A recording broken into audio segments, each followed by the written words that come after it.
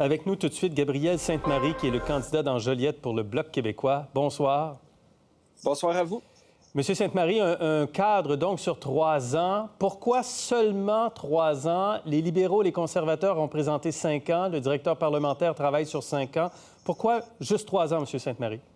Bien, avec la conjoncture qui est incertaine, tout change rapidement. On se souvient, là, dans la dernière année et demie, les mises à jour budgétaires du gouvernement changeaient de 6 mois en 6 mois. Donc, on s'est dit, on va se concentrer sur 3 ans pour donner une appréciation dans, disons, un ordre, une échelle de temps qui devra plus courte pour avoir de meilleurs chiffres, je vous dirais. Oui, meilleurs chiffres, mais moins de vision en même temps parce qu'il y a beaucoup de dépenses. Vous êtes très dépensier, 139 milliards de dollars sur 3 ans, 82 milliards de nouveaux revenus. Est-ce que ce que vous proposez, c'est dans les faits une forme de déficit structurel à long terme à Ottawa? Bien, déficit structurel, actuellement, il existe, puis il est à Québec, puis pour les provinces, parce que les 2 tiers des nouvelles dépenses qu'on demande, qu'on propose, c'est un financement adéquat du système de santé. On demande à Ottawa de faire sa part, c'est-à-dire financer un peu plus que le tiers, le fameux 35 % qui est demandé par Québec, qui est demandé par les provinces et qui est calculé par le directeur parlementaire du budget, justement. Donc, monter ça à 35 % pour la santé et après une augmentation de 6 % par année, c'est les 2 tiers des dépenses. Mais on dirait que vous ne vous préoccupez pas de financer ces transferts pour le gouvernement fédéral dans votre cadre financier aujourd'hui. Bien, je tiens à dire, là, vous dites qu'on va bientôt avoir là, le cadre financier des conservateurs, mais ni les libéraux, ni les néo-démocrates, ni les conservateurs, jusqu'à maintenant, là, ont de plans de retour à court terme. Là, c'est pour ça qu'on s'est concentré sur un horizon de 3 ans.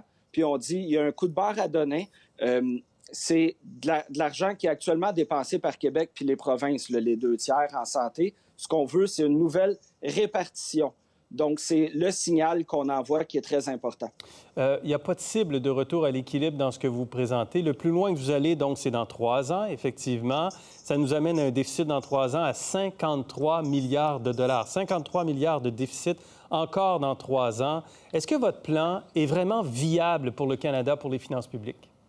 Bien, je pense que, comme je vous disais, là, on a, comme vous l'avez dit aussi, on a plusieurs sources de nouveaux revenus. On a des dépenses. Comme votre collègue le disait, il y a la santé, il y a le pouvoir d'achat des aînés. C'est des besoins qui sont nécessaires. On demande à Ottawa et on suggère de donner un grand coup de barre pour ça, le pouvoir d'achat des aînés. On le sait, là, les baby boomers vont partir à la retraite de plus en plus. Et là, ces mesures-là, là, augmenter de 110 $ la pension de sécurité de vieillesse par mois, pour avoir une espèce de rattrapage, étant donné que la hausse n'a pas été faite dans les dernières décennies. Ça permet de stabiliser la demande, un peu une partie de la demande agrégée via la consommation pour préserver leur pouvoir d'achat. Quand on se compare à l'international, le taux de remplacement des revenus à la retraite au Canada, là, puis au Québec, là, il y a un grand rattrapage à faire. Donc, c'est des mesures structurelles ici, importantes, puis d'équité. Et qui coûte cher quand même. Je veux dire, c'est de l'équité. Ça coûte un certain prix. C'est la même chose pour les transferts en santé. C'est peut-être nécessaire, mais est-ce qu'il ne serait pas nécessaire d'avoir une vision plus long terme sur les revenus? Par exemple, vous dites, on va taxer davantage les riches. On va aller chercher de l'argent en taxant, avec un impôt ponctuel de 3 et de 5 % sur les actifs des plus riches, mais ponctuel, temporaire. Autrement dit, les revenus que vous identifiez s'évaporent après quelques années.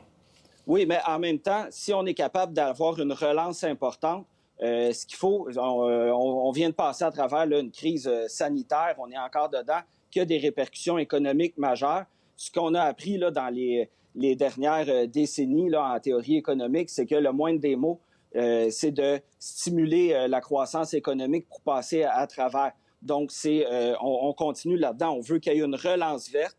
Pour l'impôt, pour les grandes fortunes ou les très grandes entreprises, c'est de dire, OK, ces personnes-là, ces grandes fortunes-là, ces grandes entreprises-là ont réalisé des profits ou ont vu leurs actifs augmenter de façon extraordinaire pendant la pandémie. Ils se sont enrichis. Donc, on dit, une fois, étant donné qu'il y a eu un gros effort de guerre, on va demander un effort de gaz, justement, une fois prélevé une portion de cette augmentation-là. Donc oui, c'est un grand coup de barre. Et tout ça, c'est pour après ça nous mettre sur des rails vers la croissance économique. Puis après, c'est plus facile d'équilibrer le budget. Mais évidemment, dans l'exercice qu'on fait, on n'est pas là. Vous proposez une péréquation verte de nouveau. Oui. Vous avez déjà entendu parler de ça. Oui.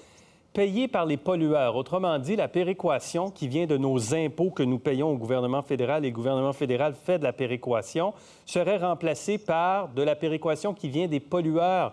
Est-ce qu'on ne viendrait pas ébranler un programme qui est essentiel aux provinces, particulièrement au Québec?